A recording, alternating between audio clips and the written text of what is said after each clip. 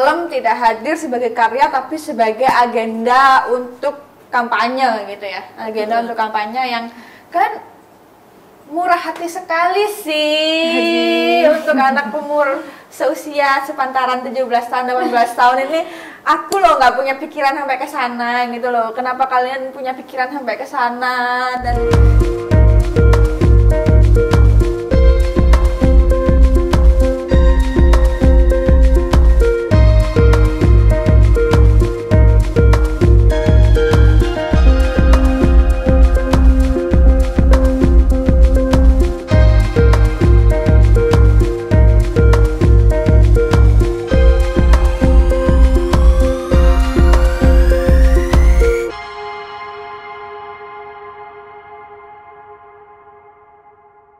kembali lagi bersama Ading di Side to Side Culture Talk. Oke, salam budaya. Bersama lagi gimana sih ya? Kita kembali lagi bersama Ardana dan Bella dari SMK 12 dan tim kreatifnya Chimera. Ya, betul.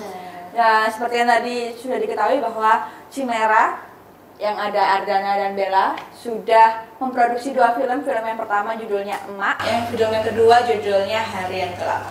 Nah, kita akan fokus ke film kedua, Hari yang Gelap, karena seperti yang kita tahu bahwa hari ini kita sedang menyongsong November,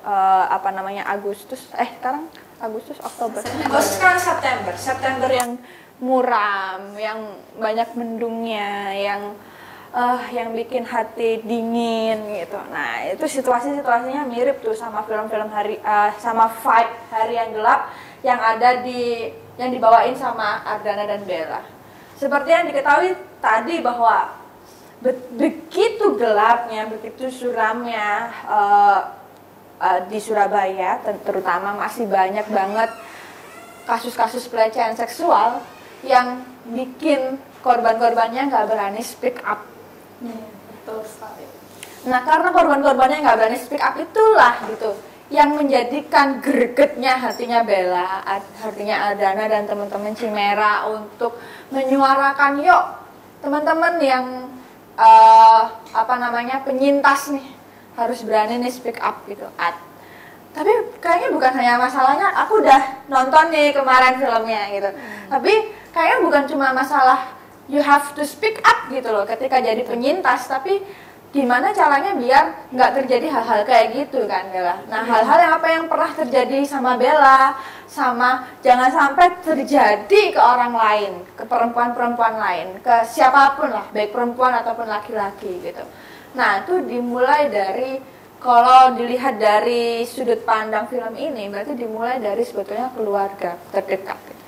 Nah, boleh diceritain nggak sih, tadi kan ada sedikit kita nge-spoil gitu ya, nge-spoil bahwa ada ketidaknyambungan komunikasi antara anak dan orang tua ini yang bikin situasi malah jadi suram, malah jadi gelap hari-harinya. Itu terjadi juga nggak waktu di kejadiannya Bella? Tidak, alhamdulillah. Oke. Iya sih, aku sama keluarga itu aman ya. Waktu kejadian pelecehan itu mereka langsung gercep ya? Gimana?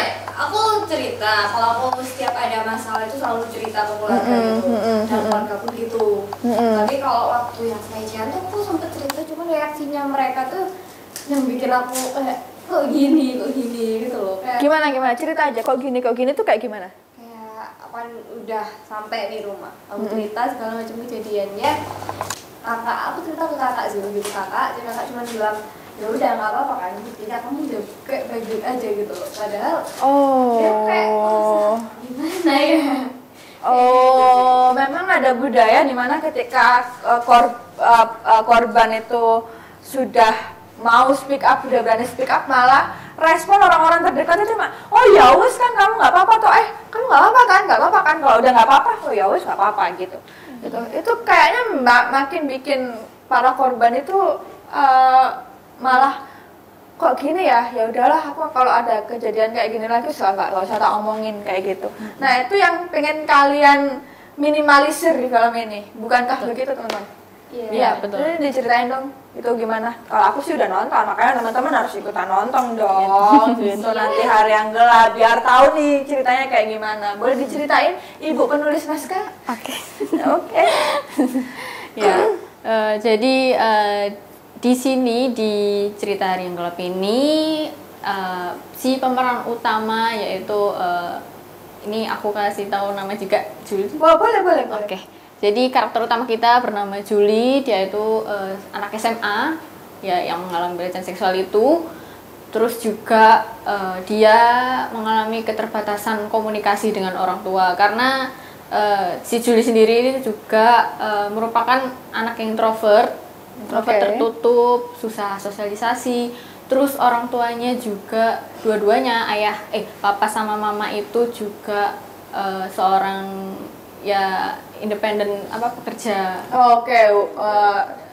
Karir ya. Ya, berkarir. Gitu. Jadi kedua orang tuanya ini ya karena saking sibuknya bekerja itu dia nggak pernah nanyain ini kayak gambarnya kayak gini. Orang tua tanya ke anaknya, "Kamu mau makan apa?" Terus anaknya bilang, "Aku mau burger." Oke, kita belikan burger. Udah gitu aja tanpa tanya kamu mau rasa apa. Gambarnya kayak gitu. Dan gambaran kayak gitu dan kayak orang tua ini nggak bertanya secara mendalam gitu loh, mendalam. Jadi kamu pengen apa ya wes itu katakanlah tipe-tipe orang tua yang oh ya udah pokoknya tak kasih makan, kamu tak kasih uang saku, kamu tak sekolahin, selesai perkara gitu. Ya. Aku sudah jadi orang tua yang baik. Betul. Dan benar itu. Gitu kan ya. Jadi kebetulan banget tokoh kalian yang namanya Julie ini introvert, terus makanya semakin dia semakin udah introvert, terus orang tuanya ya udah nggak membatasi, maksudnya karena kehidupan mereka juga ya, jadi ada keterbatasan komunikasi. Jadi ketika kejadian Julie itu mengalami pelecehan seksual, itu gambarannya gimana? Apakah benar-benar nggak tahu, maksudnya jadi kayak gimana? Ini kan nggak nyambung nih orang tua dan Julie. Oke, jadi karena si penyintas. Iya, penyintas. Jadi penyintas itu merupakan orang terdekatnya keluarga itu, orang terdekatnya papa itu tadi. Dan penyintas. Oke, lanjut.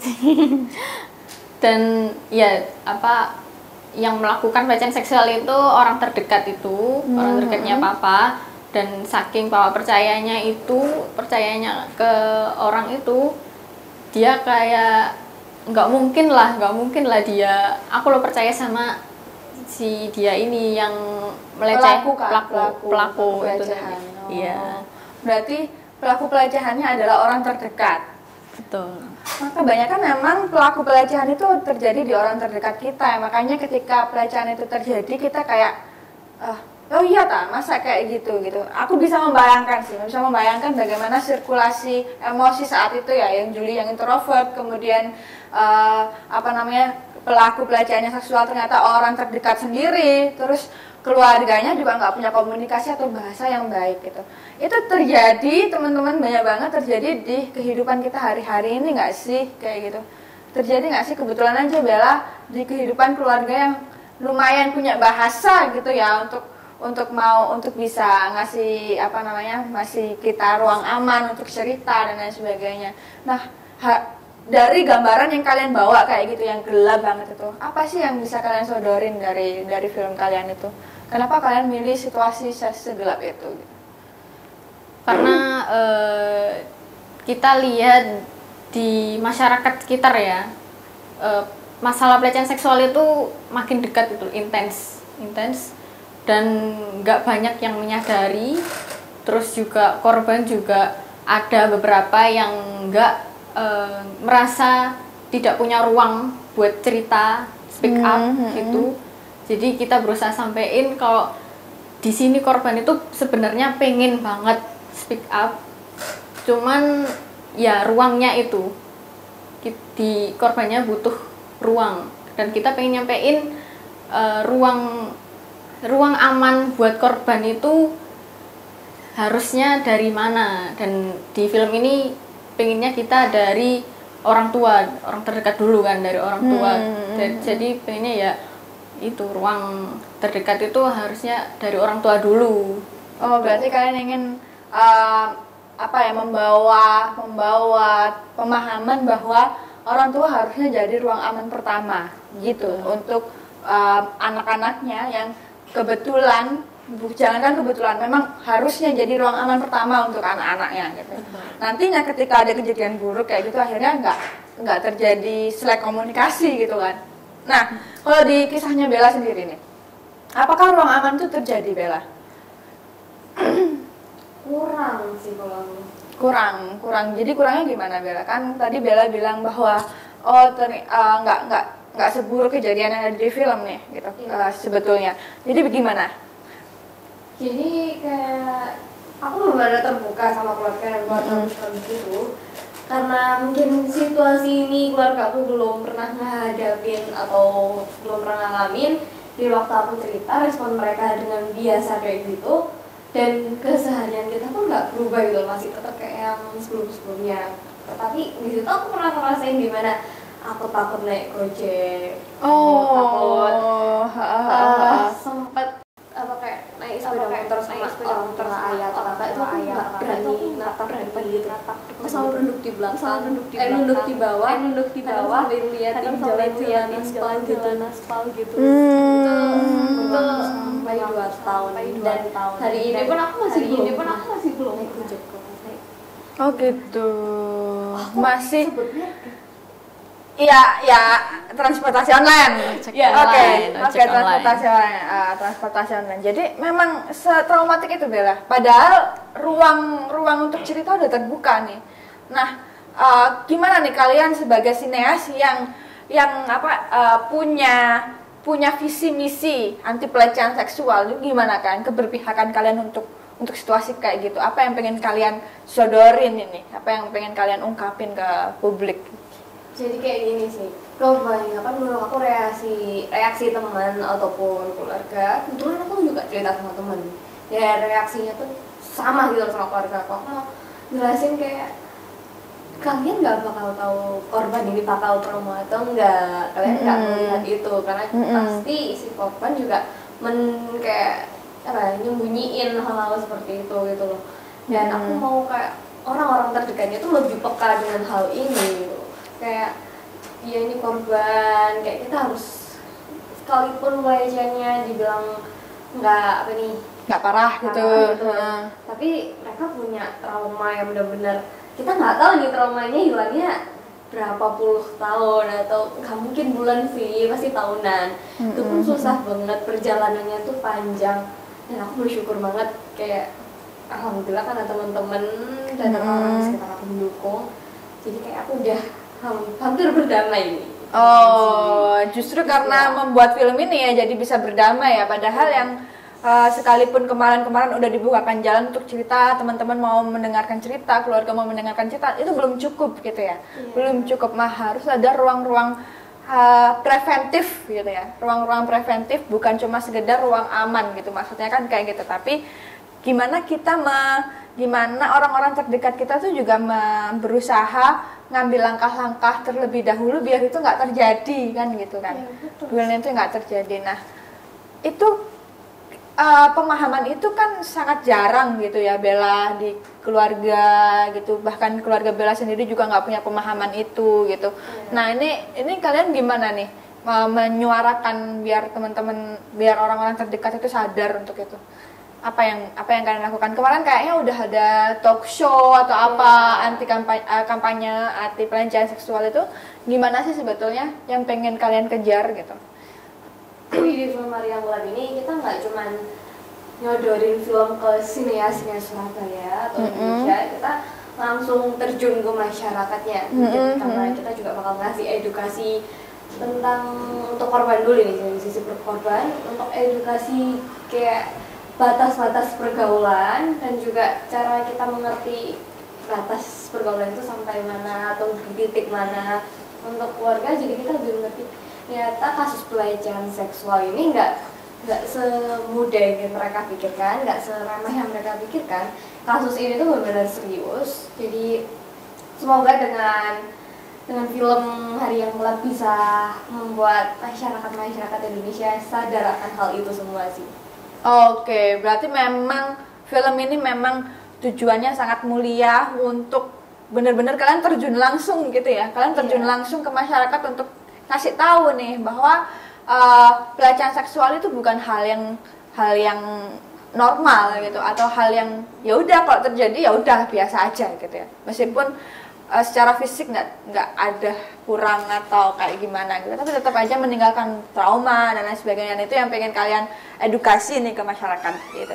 Nah, di film Hari yang Gelap ini gitu, di film Hari yang Gelap ini apakah kalian sendiri gitu, apakah kalian sendiri nantinya ada ekspektasi untuk, ini film pendek kan teman-teman? Nah, film pendek, adakah ekspektasi untuk mau diapain nih filmnya, mau dibawa kemana, ada nggak ekspektasi ke sana untuk menyentuh, katakanlah untuk menyentuh publik yang lebih luas gitu? Ada, jadi kita sebenarnya kemarin kita adain screening penayangan Hari yang Gelap, dan itu pun alhamdulillah yang datang bukan teman-teman sineas juga, dan beberapa kayak orang-orang yang bekerja atau siswa-siswi dari sekolah lain yang datang mau mendukung dan melihat karya-karya kita gitu kan. Terus kita juga untuk kedepannya akan mengikuti festival-festival dan mungkin akan ada screening lagi di daerah Surabaya. Kita mulai dari Surabaya dulu. Oke. Berarti memang niatnya ini film akan disentuhkan ke publik lebih luas gitu ya. Makanya kemarin juga ada screening, ada talk show, ada apa, memang film tidak hadir sebagai karya tapi sebagai agenda untuk kampanye gitu ya. Agenda untuk kampanye yang kan murah hati sekali sih untuk anak umur seusia sepantaran 17 tahun, 18 tahun ini. Aku loh nggak punya pikiran sampai ke sana gitu loh. Kenapa kalian punya pikiran sampai ke sana dan kalian sangat kekeh gitu ya. Tengahnya kan sangat kekeh nih kalian untuk mengkampanyekan ini. Udah aku lihat Instagramnya Hari yang Gelap itu udah keren banget mereka kampanyenya gitu. Nah, dari diri sendiri ya, kita mulai teman-teman bersama teman-teman Chimera, Ardana dan Bella, untuk mulai dari diri sendiri untuk berani speak up kalau terjadi hal-hal seperti itu. Dan seperti yang tadi Bella, aku notice banget yang Bella katakan bahwa kita harus mulai menjaga, mengetahui batasan-batasan sosial kita gitu untuk bisa terhindar atau melakukan sesi preventif kejadian yang hal yang nggak menyenangkan kayak pelecehan seksual seperti itu. Maka orang tua pun, lingkungan terdekat juga harus mengetahui bahwa ternyata pelecehan seksual itu bukan hal yang bisa dilupakan begitu saja, meskipun katakanlah nggak ada yang tubuh kita ini nggak ada yang banyak yang damage gitu ya, katakanlah nggak ada gitu. Cuma ada sisi trauma, ada Bella sampai 2 tahun loh nggak berani naik transportasi umum, nggak berani berkomunikasi dengan orang yang nggak dia kenal dan lain sebagainya, hanya karena sesuatu yang dianggap biasa-biasa saja oleh masyarakat. Nah, teman-teman, dari sini apa yang dilakukan sama Chimera, Bella dan Ardana harus kita support gitu, dengan kita pun sendiri harus sadar gitu ya. Yang pertama sadar untuk mengkampanyekan anti pelecehan seksual dan nonton filmnya. Nonton filmnya, jangan lupa nonton filmnya Hari yang Gelap, produksi Chimera dari SMK 12 bersama Kreasi Tama.